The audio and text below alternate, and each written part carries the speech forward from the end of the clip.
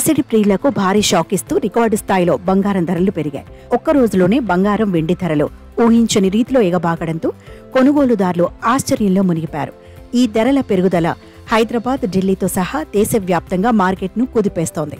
Hyderabad bullion మార్కెట్లో ఇవాళ 24 క్యారెట్ల స్వచ్ఛమైన బంగారం ధర 10 గ్రాములకు 1,640 రూపాయలు పెరిగి ఆల్ టైమ్ గరిష్ట స్థాయి 1,04,950కి చేరింది.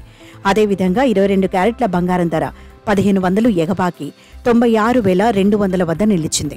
ఆంధ్రప్రదేశ్లోని విజయవాడ, విశాఖపట్నం వంటి ప్రధాన నగరాల్లో కూడా ఇదే స్థాయిలో ధరలు కొనసాగుతున్నాయి.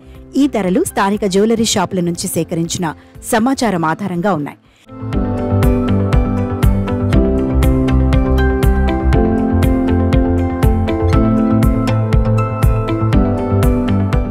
వెండి ధరలు కూడా బంగారం బాటలోనే పరుగులు తీస్తున్నాయి. హైదరాబాద్ మార్కెట్లో కిలో వెండి ధర ఒక్క రోజులోనే 1,100 పెరిగి 1,31,100కు చేరింది.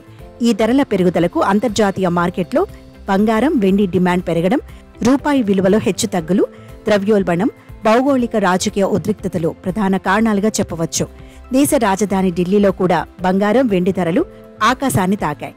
ఢిల్లీలో 24 క్యారెట్ల 10 గ్రాముల బంగారం ధర 1,05,100 రూపాయల వద్ద ట్రేడ్ అవుతోంది.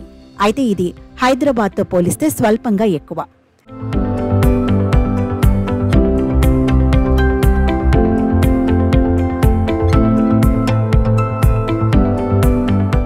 ఢిల్లీలో కిలో వెండి ధర 1,21,000గా నమోదైంది.